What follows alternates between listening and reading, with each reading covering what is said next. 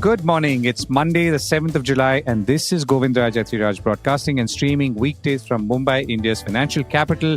Well, before we start, let me tell you that we do have a longer episode today as we have an important conversation on the One Big Beautiful Bill Act, or OBBBA, and its implications for India with two leading US tax experts. So do stay tuned towards the end for that.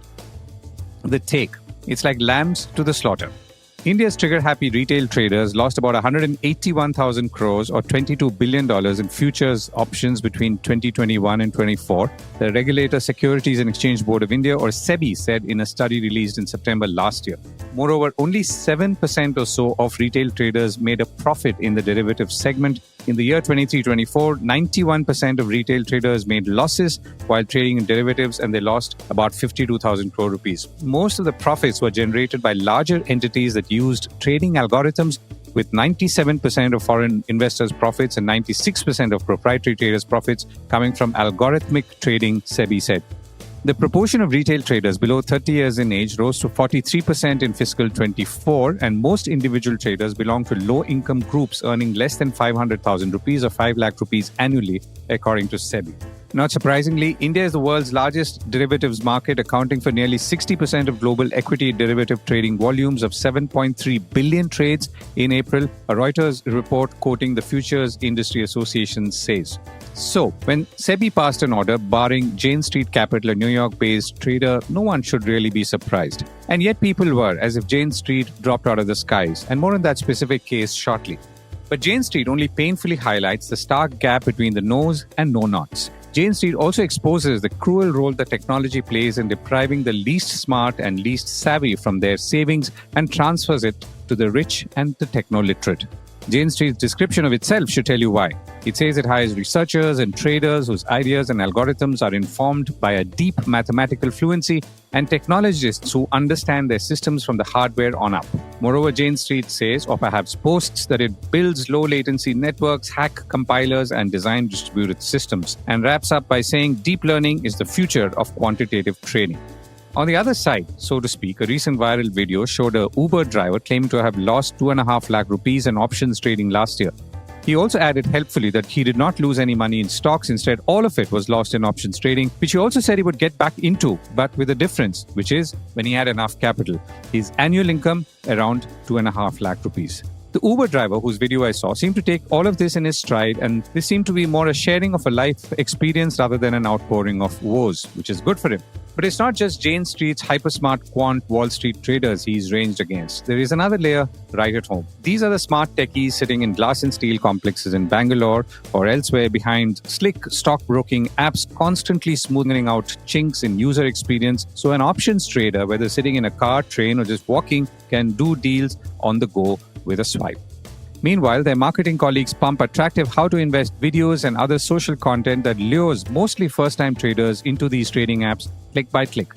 Together, the apps herd unsuspecting traders like that Uber driver into an arena where quite literally the wolves of Wall Street like Jane Street Capital are waiting. The Uber driver, or millions like him, or the 91%, never had a chance. The game was always in favor of the Jane Streets, whose existence hopefully the Uber driver will now learn about and understand his limits. The take has argued in the past for more friction in trading, while the regulators have responded with several moves to reduce trading speculation, particularly in derivatives, and to tighten the flow of unsecured loans. That's the Reserve Bank of India, which could be used to fund all of this. None of this is clearly enough. Regulators also tend to look for larger systemic equilibrium issues, which is obviously not so disturbed or not so much disturbed by retail investors losing their shirt because the amounts are still small. The social impact, of course, is something else. The Uber driver has a phone hooked to his dashboard. The phone connects him to passengers or potential passengers on an app. Another screen takes him presumably to the trading screen of a broking app. Now, this is a story that plays out one way or the other across more than 800 million smartphones in India. Some gamble on IPL scores, others gamble with options trading. The common factor is access and the lack of awareness of what lies on the other side. The slicker the app, the faster the wealth destruction. And that brings us to the top stories and themes. The stock markets are set for another uncertain week as trade talks still inconclusive. OPEC is to hike production further, and that could soften oil prices. India says it won't be held to deadlines on 8 trade deals. The Jane Street phenomenon and the legal wrangle. Trump's big beautiful bill. What does it mean for Indian companies in the United States and here?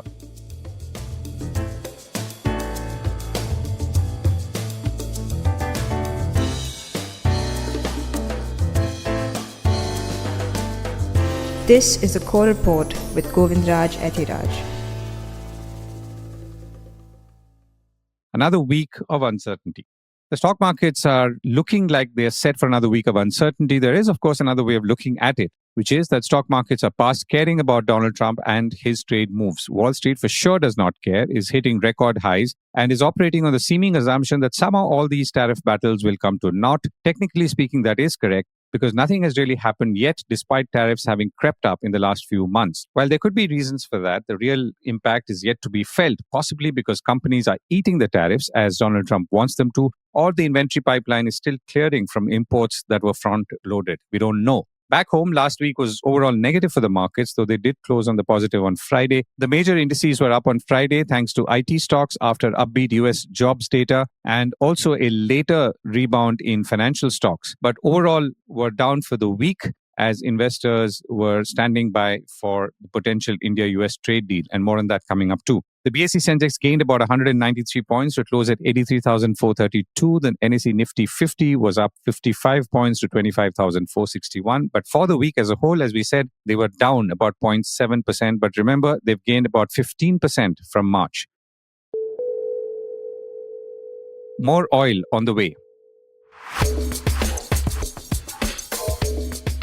Meanwhile, in a fairly significant announcement, the Organization of Petroleum Exporting Countries Plus agreed on Saturday to raise production by about 548,000 barrels per day in August, or about 500,000 barrels per day in August, further accelerating output increases, according to a Reuters report.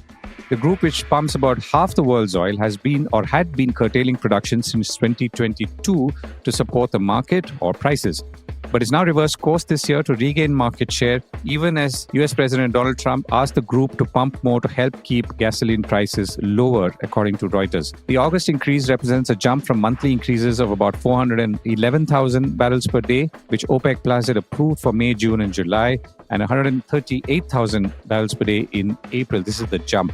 OPEC Plus cited a steady global economic outlook and healthy market fundamentals, including low oil inventories, as reasons for releasing more oil. And that production increase will come from 8 members of the group: Saudi Arabia, Russia, the United Arab Emirates, Kuwait, Oman, Iraq, Kazakhstan, and Algeria. Crude is currently quoting at a little over $68 a barrel. India says no deadlines. India's bilateral trade deals with the United States are still to materialize, and while the concerns on imports of dairy and agriculture are well known and tabled, India has also shifted its stance in recent months to a more firm one, bordering on the aggressive. India is ready to make trade deals in the national interest, but not just to meet deadlines, Trade Minister Piyush Goyal said on Friday when he was asked whether a deal could be reached with the US in time for the July 9th deadline. He said that India never does any trade deal on the basis of deadline or time frame. We will accept it only when it's completely finalized and in national interest. Officials from the Ministry of Commerce were in Washington and returned after an extended visit last week to obviously work out the details of the bilateral trade deal between India and the US, and these trade deals usually take a very long time. US President Trump had threatened to impose a 26% tariff on all imported Indian goods, amongst the tariffs set to take effect next week on countries around the world who failed to reach agreements before the deadline he set in April. He's also reported to have said that he's going to start sending letters on Monday to several countries. India's trade minister said that national interest will always be supreme, and keeping that in mind, if a good deal can be made, then India is always ready to make a deal with developed countries. Discounts on cars. Passenger vehicle makers are offering steep discounts to liquidate unsold 2024 inventory, while two-wheeler manufacturers are taking a more measured approach thanks to stable retail demand and tighter inventory control, a report in Business Standard has said. For cars, discounts range anywhere between 70,000 to 2 lakh rupees or 200,000 rupees, and even 400,000 rupees or 4 lakhs on models like the Hyundai's Ioniq, Mahindra's XUV 700, according to Business Standard.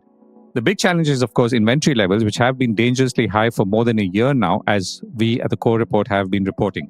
C.S. Vigneshwar, president of the Federation of Automobile Dealers Association of FADA and a regular guest on the show, also said that this aggressive discounting is directly tied to high inventory levels, and current inventory is about 50 to 55 days, which is elevated, and dealers face a 2% holding cost if vehicles remain unsold for 2 months, and thus pushing them to offer deep discounts. In contrast, two-wheeler companies, obviously because they're seeing better sales and less inventory, have avoided broad-based discounting.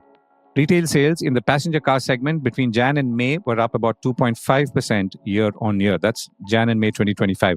In other interesting car news, Suzuki has beat Mercedes-Benz to become Japan's top car importer in June. The interesting part about this story is that those cars going to Japan from Suzuki are assembled in India, like the Jimny Nomad. Suzuki brought about 4,800 vehicles into Japan last month, which is up dramatically from a year earlier, overtaking Germany's Mercedes-Benz, according to data from the Japan Automobile Importers Association on Friday, quoted by Bloomberg. Honda is known as a long-time importer of its own cars into Japan, but Suzuki is more interesting or notable because it's one of the smaller manufacturers in terms of total global output, well behind market leader Toyota, according to that Bloomberg article. An analyst told Bloomberg that Japanese consumers don't particularly care whether vehicles are produced in Thailand, India, or Japan if they want a particular car, and also argued that General Motors, Ford, and other US car makers aren't able to gain traction in Japan because they don't offer products such as smaller K cars that appeal to local buyers. And here's a message from a sponsor. Want smarter investing at your fingertips? With InvestingPro, get real-time market data, custom alerts, and global financial insights all in one place. Join 46 million users already making sharper decisions. Download InvestingPro today. More details in the link below.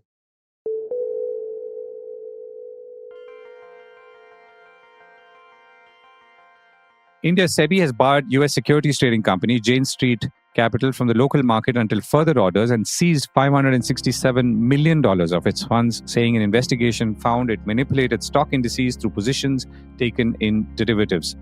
In the most stringent action ever against a foreign trading firm in India, the SEBI has said in an interim order dated July 3rd that Jane Street and its related entities would no longer be able to participate in the domestic securities market, according to a Reuters report.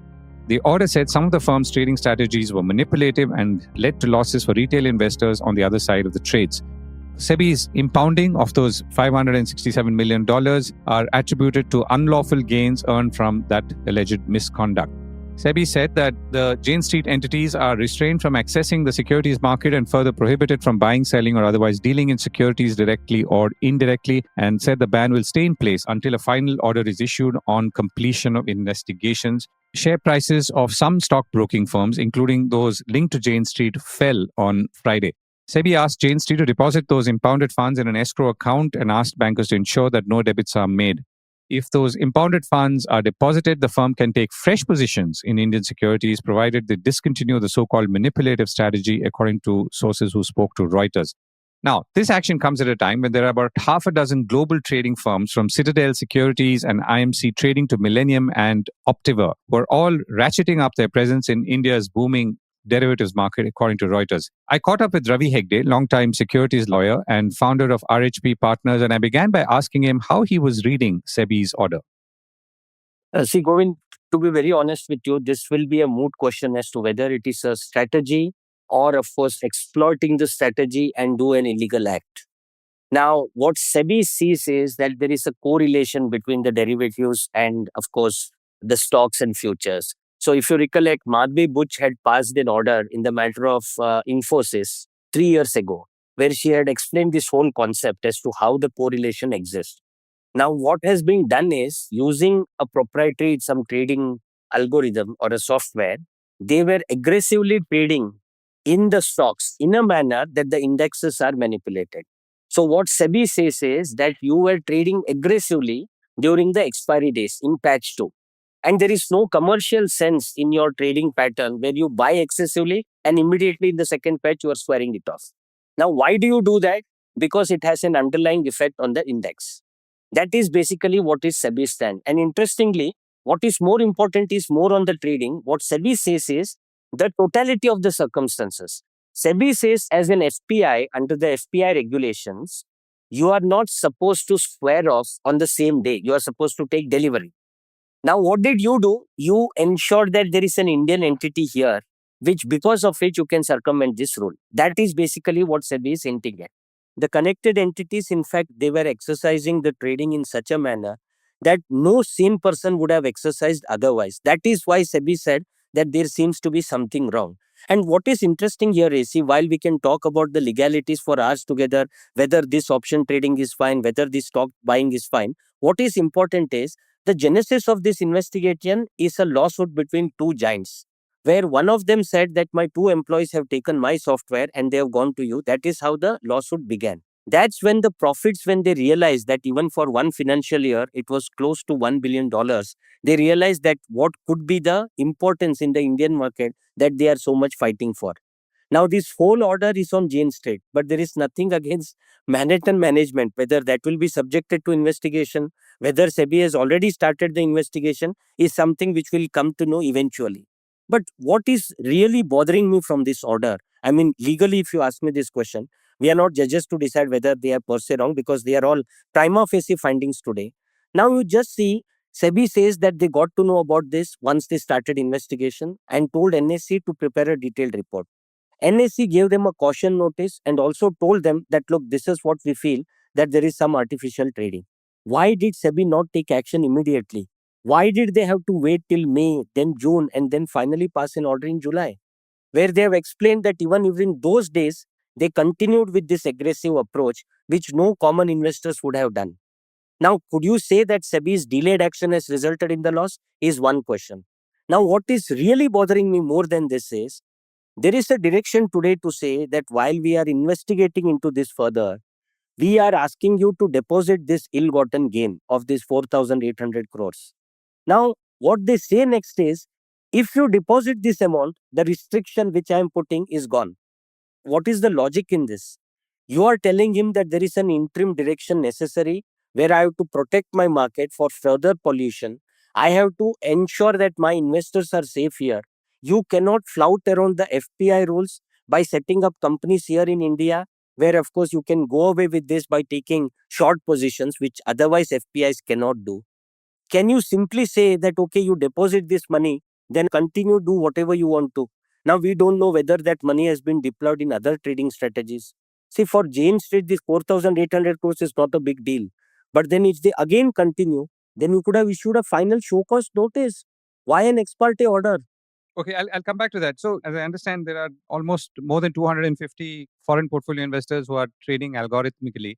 But tell me, how does this link work? So, if a foreign portfolio investor, let's say in this case, Jane Street, is sitting outside India and investing, and they're obviously investing in derivatives in this case, and they were, as I understand, buying mostly Bank Nifty and buying aggressively in the morning, selling in the evening, and therefore influencing the underlying stock prices.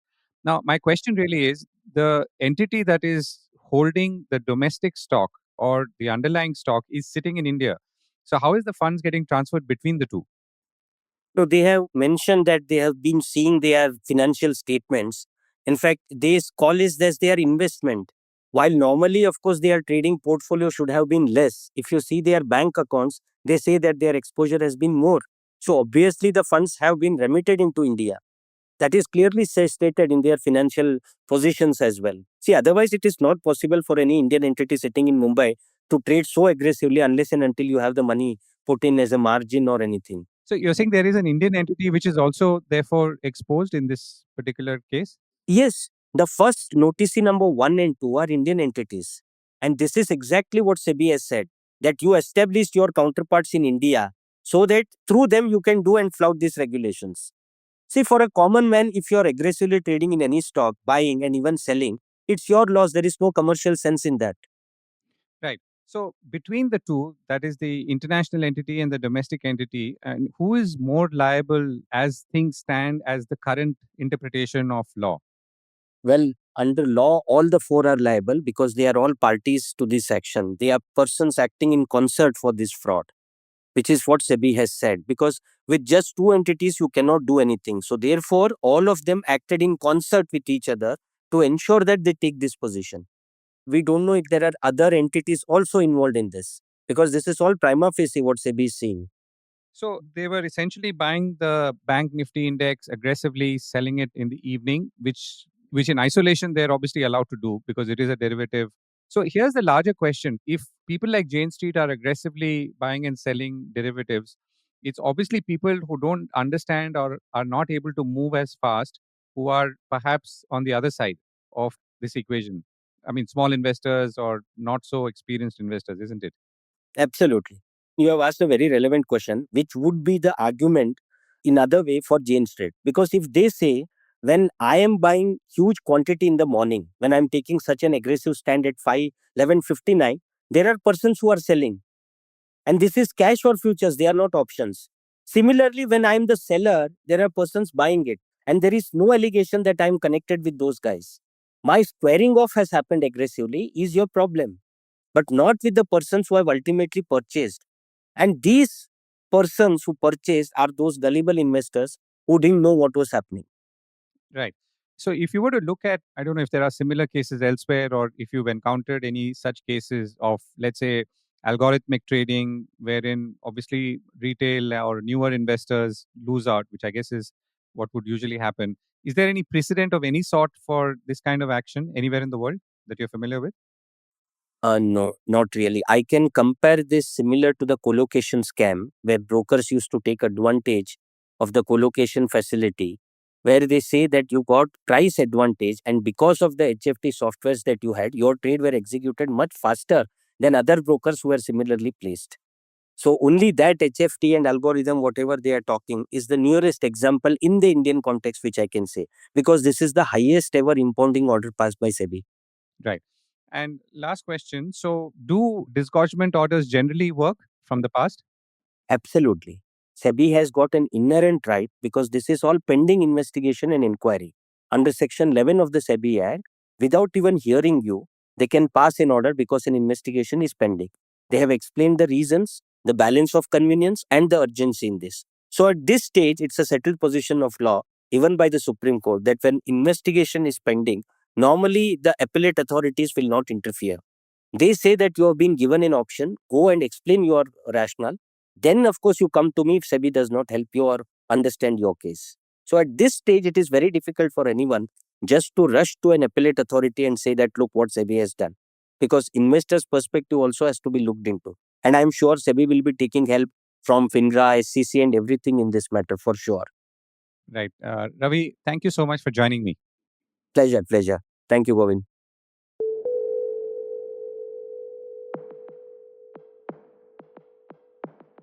Last week saw the passing of the One Big Beautiful Bill Act, termed as a budget reconciliation law by the United States Congress, containing both tax and spending policies. Now, the US Congressional Budget Office estimates the bill could add about $3.3 trillion to federal deficits over the next decade and leave millions without health coverage, a forecast that the White House has disputed.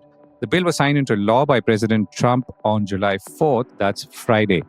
The OBBBA contains hundreds of provisions. It permanently extends the individual tax rates Trump had signed into law in 2017, which were originally set to expire at the end of this year. It also raises caps on state and local tax deductions for some taxpayers and several temporary tax deductions for tips, overtime pay, and auto loans. There is also a 1% tax on remittances outward, but we'll find out more about that. The larger question is, from an India point of view, how this will impact businesses in India with a presence in the United States, and also whether there is anything in this bill that merits an Indian response, including a legislative one. I reached out to US tax specialist, US tax partner Lloyd Pinto at Grant Thornton, and Shishir Lagu, partner tax services at tax firm KNAV, and I began by asking them what they were taking away from the bill at this point. Shishir, you want to go first? Just to kind of start with, right? I mean, as soon as the House passed the bill with a 218-214 majority Thursday, the statement which Trump came up was that there could be no better birthday gift for America than the phenomenal victory which was achieved just a few hours ago. So that was the importance of passing this bill from Trump's perspective. I mean, if you just look at the interest levels, the whole OBBB kind of created over last few days, not just within the US, but even outside of US, including India, it was immense. That was predominantly because it impacted a lot of corporations. It impacted a lot of individuals. If you look at it from an Indian perspective, obviously there are quite a few changes within the OBBB, which are impacting the Indian multinational corporations doing business within the US. Whilst most of the changes, I would say, are taxpayer friendly, the likes of the bonus depreciation 174 expensing, or incremental limit to section 179, or the changes which happened to the interest limitation under 163J, a lot of changes which are actually beneficial to the taxpayers. some changes towards beat which companies expected would come but did not happen. So there were some wins, some losses. But overall, from an Indian corporate perspective, those doing business within the US, it has been really good bill. That's my take. Right. Okay, Lloyd? Just picking up from what Shishir said, at least for some of the large multinational Indian corporations who have businesses in the US, one of the provisions that was closely being watched was the BEAT provision, or the base erosion and anti abuse tax, typically geared towards offshoring. Right? It was an anti offshoring provision which had Indian MNCs who had businesses in the US doing outsourcing activities having to pay an additional sort of a minimum tax in the past. There was a very interesting provision or an exclusion that was built in by the Senate Finance Committee version, which they released in mid of June, where they had tried to include a particular exemption that would have benefited India companies. They said if the outsourcing was happening to an entity which was based in a jurisdiction where you ended up paying sufficient tax. For sufficient tax, we need to understand how much of it was. But typically, that is known as a sort of a high tax exclusion. In some of the other similar provisions, there is a high tax exception available. If that would have been included, that would have been a big benefit for a lot of technology companies, pharma companies, anybody who's outsourcing, some sort of work from the US. Unfortunately, that did not make its way to the final version that the Senate passed, and I think the House did not make any further changes to it. So I think that was a bit of a disappointment. It could have been something that would have been quite meaningful to some of our companies. So, when you talk about companies doing business in the US and then offshoring, we're obviously talking about, I'm assuming, information technology services as being one big category. So, can you tell me how that works or how that would have played out and how it's going to play out now and what could have been the optimal or non optimal situation? Yeah, so the provision basically has a carve out for what they call base erosion payments, anything that is paid off to a related party in terms of outsourcing. Those deductions get disallowed and an additional tax is paid. The tax at which the beat is going to be charged now is 10.5%. It was supposed to be increasing to 12.5% by the end of this year. So at least there's a rate relief. The 12.5% will now be 10.5%. But it's an additional tax over and above the regular corporate tax that the Indian multinationals are paying. This would have gone away. This additional tax of 10.5% could have gone away if that exclusion would have been made available. This is applicable, yes, to large companies. And by large, it means companies who have more than 500 million in average revenues over the past 3 years. But significantly large technology companies, BPO companies, even some pharma companies were impacted by these. So if this exclusion was available, maybe they would have seen a tax relief to some degree. If you were to look at some of the points that you made, Shishir, can you walk us through some of those sections and where you see application at this point now? No, absolutely, Govind. So let's say first, if I have to cover the bonus depreciation side of it. So bonus depreciation had come as a part of the Tax Cuts and Jobs Act, wherein it allowed 100% expensing for the capital assets which were put to use. Post 2022, this bonus depreciation started phasing out, which meant that assets put to use in 2023 were eligible for 80%, then 60%, and so on. However, because the whole crux of the Trump administration is about Make in America and to boost manufacturing in America, the big beautiful bill reinstated back this bonus depreciation to 100% and made it permanent. So what it now means is that any capital assets which have been acquired and put to use by the US companies, including the US subsidiaries of the Indian companies, post Jan 1, 2025, are eligible for a 100% expensing. So it is a huge benefit for the companies who incur substantial capex because they are effectively able to get a complete tax break on this capital addition in the first year itself. The important aspect within that also one should consider is the asset acquisition. So the bonus depreciation provisions are not just available in terms of the new assets acquired, but even extend to the used asset, which means that if you are doing asset acquisitions, or in US there is a very interesting concept of a deemed asset acquisition.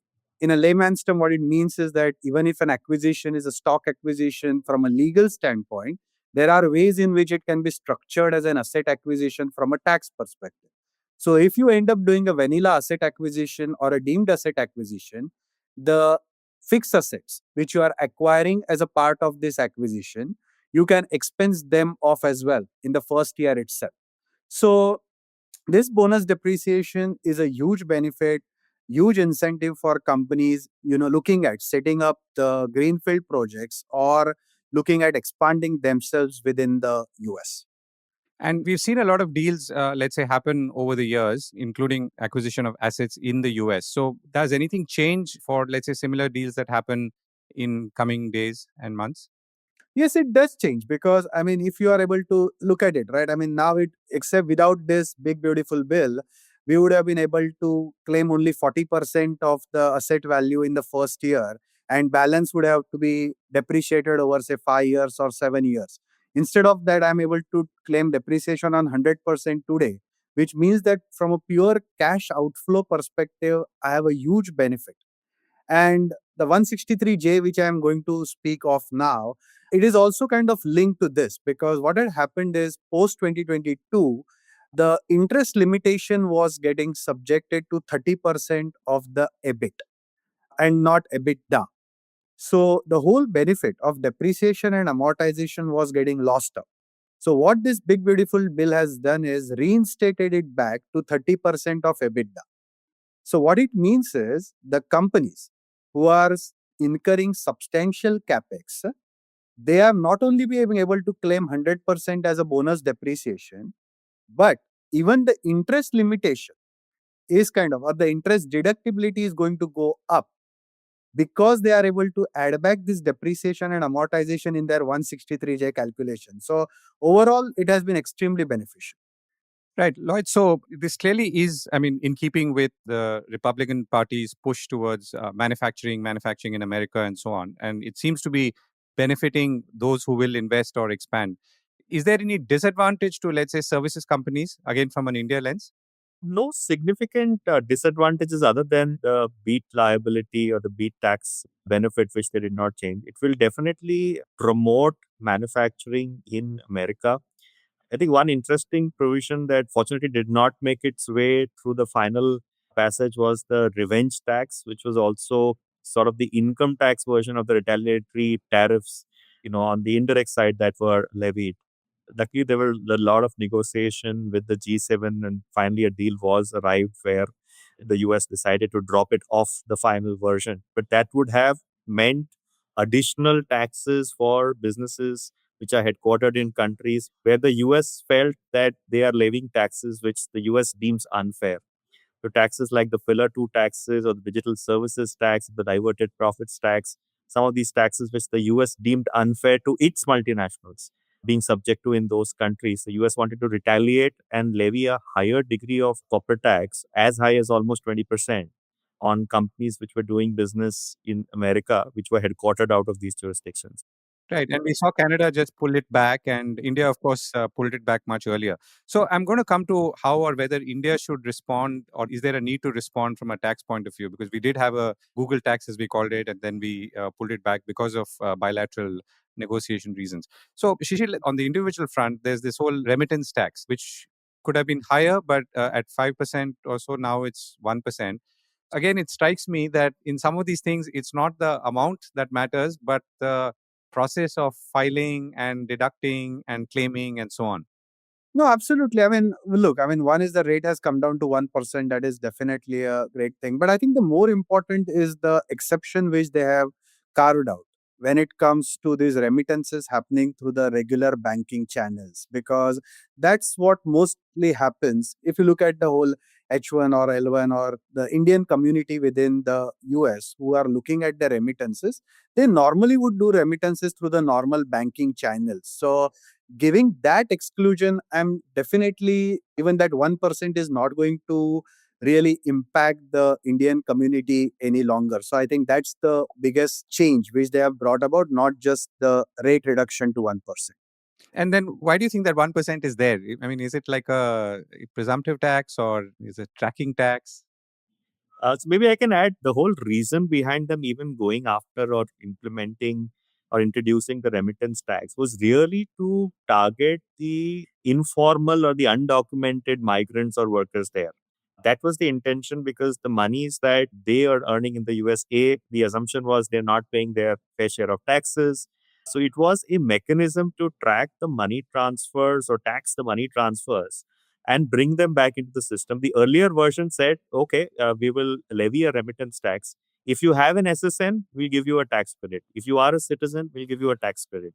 So it was targeting undocumented migrants, illegally perhaps working in the US, trying to send monies abroad. But the first version of the House bill basically threw out the baby with the bathwater, as they say, right? They caught everybody in the whole loop. Fortunately, I think sense prevailed.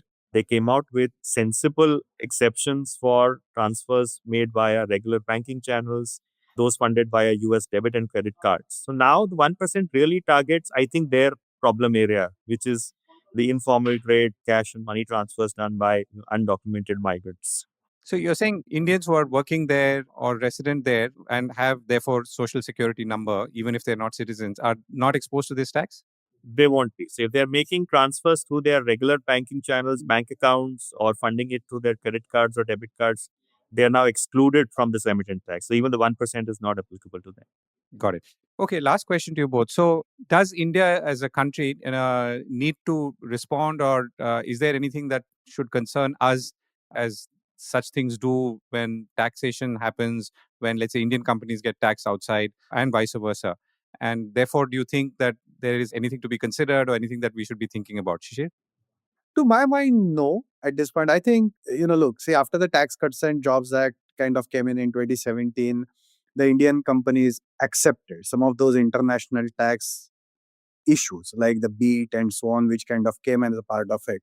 When the one big beautiful bill was kind of coming in, like Lloyd rightly said, I mean, people were anticipating the change in the beat, which would have, beneficially impacted the Indian companies. But unfortunately, that did not happen. But nothing worse also happened. So given that, I mean, whatever, like I said, the changes which have come in are beneficial to the Indian companies doing business in the US. So at this juncture, at least I don't feel there is anything or any sort of a pushback which may be needed. 899 definitely was draconian and the right sense prevailed and it did not come in. But the countries, including India, need to be mindful that it was on the minds of the US to have something like an 899. So they just need to ensure that, that doesn't come in. But other than that, I don't think there is anything much which needs to be pushed back. Yeah. Lloyd, last word. Yeah, I think on balance, it's not extremely negative for Indian businesses doing operations in the US. One additional thing that people were hoping was maybe he would tinker with the corporate tax rate. Last time when we had the 2017 Act, there were talks about a 15% rate, but we landed at 21%. So maybe that was an initial expectation. It did not make its way to the House bill, so I think that expectation died down pretty soon. But other than that, most of the provisions, at least on the corporate side, have been beneficial in a sense. Yes, while it's beneficial towards manufacturing in the US, it will enable and promote Indian companies also looking to set up more onshore facilities. With the activity here happening on the trade side, in any ways, they are trying to steer companies in that direction to try and do more onshore activities in the US. I think on balance, it's neutral in that sense, if at all slightly positive, and no significant negative connotations for Indian corporates doing businesses there. Right. Lloyd and Shishir, thank you so much for joining me. Thank you. Thank you. Pleasure. Thanks.